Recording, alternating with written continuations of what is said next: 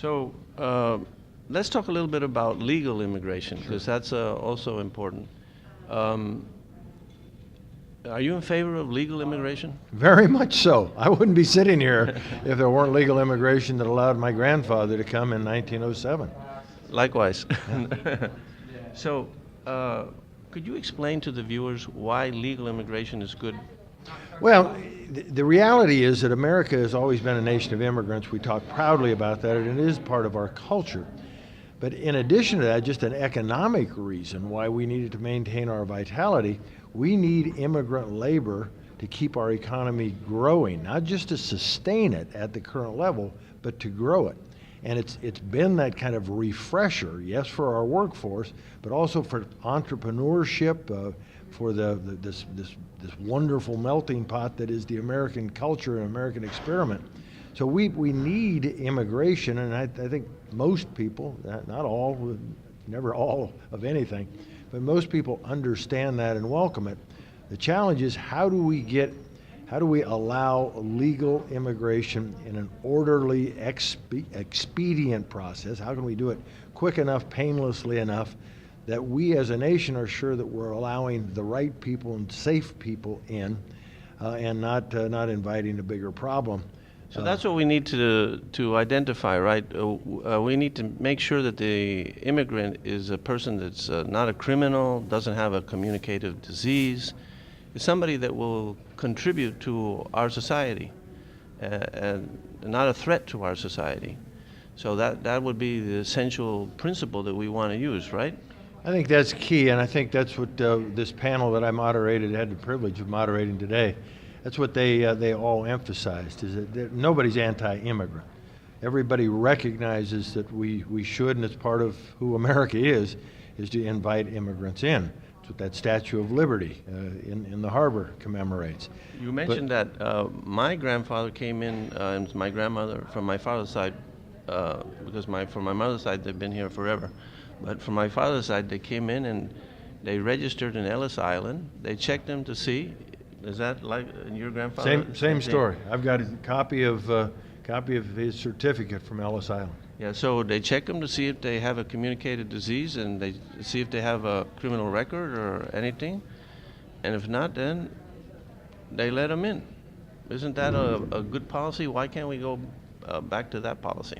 Well, we could go back to that policy and could go back to it very quickly. You and me wouldn't be American citizens. No, and a whole lot of other people exactly like us. Well, all of the German mass immigration, the Irish mass immigration, the Jewish mass immigration, the Italian mass immigration, none of those would have been possible under present law. No, that's exactly right. And we proudly talk today about look what came of it. We didn't abandon our heritage. Most of us are quite proud of our heritage and where our ancestors came from, but we also became this unique product called American. Right, and there was a melting pot then, you remember? Right. What happened to the melting pot? Yep. I think I may be wrong in this, but I think it was President Reagan who talked. I think it's more a stew, I think he said, because somehow the ingredients still stay identifiable.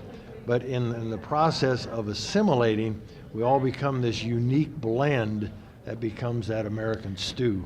Well, I know that in my father's case it's very clear. His mother and father hardly spoke any English, but he learned English when he was a kid. He went to school, went to City College, went to Yale. I mean, he did fine. So he assimilated, he went into the melting pot. And now I'd like to know your view on why the same thing doesn't happen now. I have my own little theory.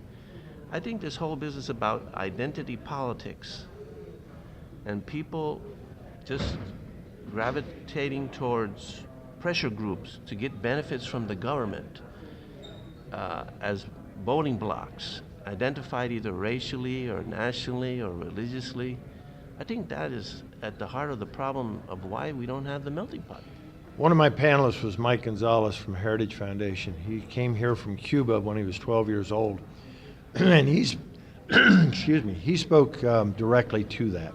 He calls it the issue of multiculturalism, of this emphasis on diversity, and to a degree, of course, we've always applauded that in America. That's what I meant by keeping touch with our heritage. But How about diversity of values? For example, when they go into the university, they look at their race or their nationality. What does that matter?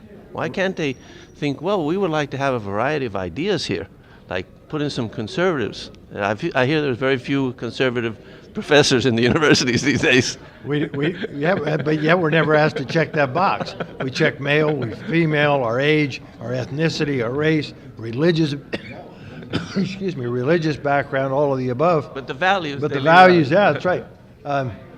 No, I think that's exactly what, again, Mike Gonzalez was speaking to, is that somehow, my apologies, somehow we have lost what I think you and I both probably went through when we were being raised. Both in our houses, in our communities, certainly in our schools, there was a sense of being proud about America. America, big definition, broad definition, and that somehow What we America fit in. stands for, our Precisely. values, what's in the Declaration of Independence.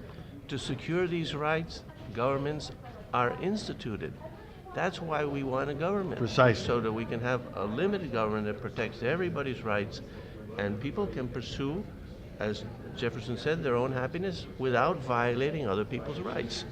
We have to. That's where we draw the That line. was the limit. That was the limited requirement of government to keep people from injuring themselves and Exactly. their neighbors. Well, I'm hoping that somehow, this isn't going to be an issue solved by one person or even one Congress. It really is an issue that is going to take the awareness of the people, a broad definition. I hope that there's enough people that are saying, all right, it's time. We've got to fix the problem. We have every right and obligation, I think, to protect our sovereignty, to secure our borders, to know who's coming, who's leaving, and why. But we also have to accept the responsibility that I know my parents did, my grandparents did, all those generations that came before us, that we come here for a purpose, and that primary purpose is to contribute to this the greatest, I think, experiment ever in human history, this experiment we call America. We are unique in the history of all mankind, and I think what Mike Gonzalez, what others, and yourself in the way you frame the question are concerned about is that if we're not careful, we may let that slip through our fingers. Well, Congressman, what a great interview. It's been a Oh, pleasure you're kind. meeting you, and you're so wise on these issues of illegal and legal immigration, and we really appreciate you sharing with our viewers. Well, thank you. I am worried that maybe in all the concern that's out there that we focus too much on the illegal problem. Obviously, we need to, but we need to fix the challenge of expeditious and safe legal immigration as well. Well, it warms my heart to see somebody with some sense there in Congress. I hope you can God persuade bless your fellow congressmen. Thank you. Thank you.